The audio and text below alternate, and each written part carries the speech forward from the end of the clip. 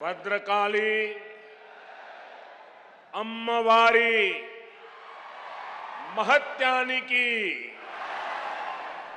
సమ్మక్క సారలమ్మ పౌరుషానికి రాణి రుద్రమ పరాక్రమానికి ప్రఖ్యాతి గాచిన వరంగల్ కు రావడం సంతోషంగా ఉంది।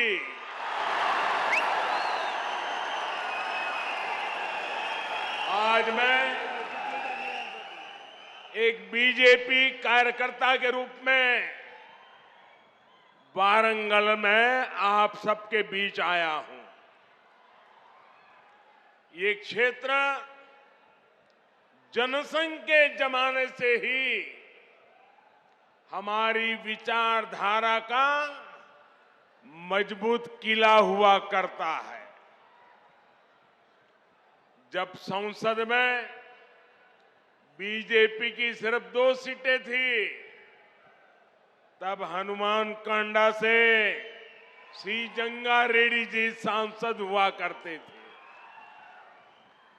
आज बीजेपी दुनिया का सबसे बड़ा राजनीतिक दल है, तो इसमें तेलंगाना की इस धरती की बहुत बड़ी भूमिका है। मुझे खुशी है कि अब यहां बीजेपी का निरंतर विस्तार हो रहा है। 2021 में यहां के म्युनिसिपल कॉरपोरेशन के चुनाव में बीजेपी अपने प्रभाव का ट्रेलर दिखा चुकी है। इतनी बड़ी संख्या में आप यहां पहुंचे हैं, इसका संदेश साफ है। अब विधानसभा चुनावों में बीजेपी यहां बीआरएस और कांग्रेस दोनों का पत्ता साफ करने जा रही है। साथियों, यहां आने से पहले मुझे तेलंगाना के विकास से जुड़े हजारों करोड़ रुपए का प्रोजेक्ट का शिलान्यास करने का अवसर मिला है। इनसे इस क्षेत्र में सुविधा तो बढ़ेगी ही, रोजगार के भी नए अनेक अवसर बनेंगे। पिछले 9 वर्षों में केंद्र की बीजेपी सरकार ने तेलंगाना के विकास के लिए पूरी शक्ति से काम किया है। आज तेलंगाना में करीब 36,000 करोड़ रुपए के नेशनल हाईवे प्रोजेक्ट पर काम चल रहा है। 2014 में तेलंगाना के लिए जो रेल बजट था, आज उसका 17 गुना 17 टाइम अधिक रेल बजट तेलंगाना के पास है। भाजपा का लक्ष्य यही है, तेलंगाना विकसित बने, तेलंगाना भारत को विकसित बनाए। साथियों, भारत की आत्मनिर्भरता में तेलंगाना की भूमिका बहुत बड़ी है। जब भारत ने तय किया है कि हम कोरोना की वैक्सीन, भारत की अपनी वैक्सीन बनाएंगे, तो तेलंगाना के लोगों ने आगे बढ़कर अपना दायित्व निभाया।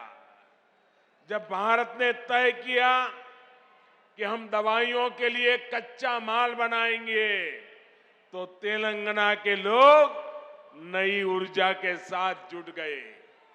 जब भारत ने तय किया कि हम मेड इन इंडिया पर बल देंगे, तो तेलंगाना के मैन्युफैक्चरर्स ने पूरी ताकत लगा दी। जब भारत ने तय किया कि हम यूरिया में आत्मनिर्भर होंगे, तो बरसों से बंद रहा रामागुंडम खाद कारखाना फिर से सजीव हो उठा। और साथियों, जब भारत ने अपनी रेल को आधुनिक बनाने का फैसला किया, तो भी इसमें तेलंगाना ही अपनी बड़ी भूमिका निभा रहा है। अब काजीपेट में वैगन बनाने की नई फैक्ट्री बन रही है। यहां बनने वाले सैकड़ों वैगन भारतीय रेल के विस्तार और एक्सपोर्ट दोनों को बल देंगे। भाइयों और बहनों, बीते 9 वर्षों में पूरी दुनिया में देश का इतना गौरव बढ़ा है, भारत को लेकर आकर्षण बढ़ा है, इसका भी फायदा तेलंगाना को हुआ है। यहां पहले के मुकाबले अब ज्यादा इन्वेस्टमेंट आ रहा है और इस ज्यादा इन्वेस्टमेंट का फायदा तेलंगाना के युवाओं को हो रहा है, उसे नौकरी मिल रही है। भाजपा सरकार ने दुनिया में भारत की जो साख बढ़ाई है, ये उसी का नतीजा है।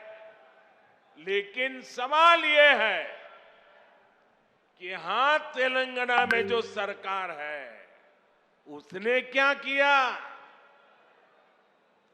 साथियों, यहां की राज्य सरकार ने सिर्फ 4 काम किए हैं।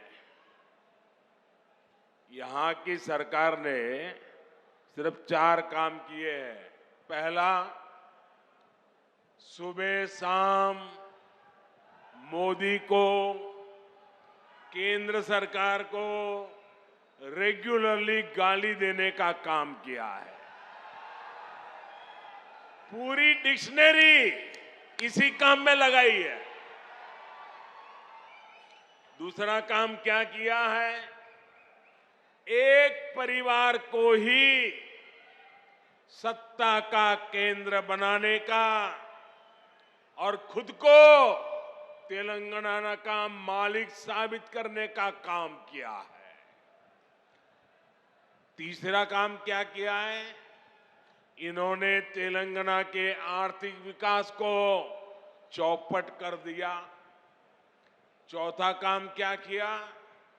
चौथा, इन लोगों ने तेलंगाना को भ्रष्टाचार में डुबो दिया।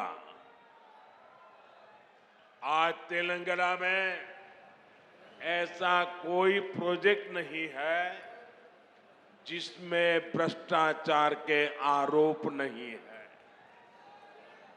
केसीआर सरकार यानी सबसे भ्रष्ट सरकार।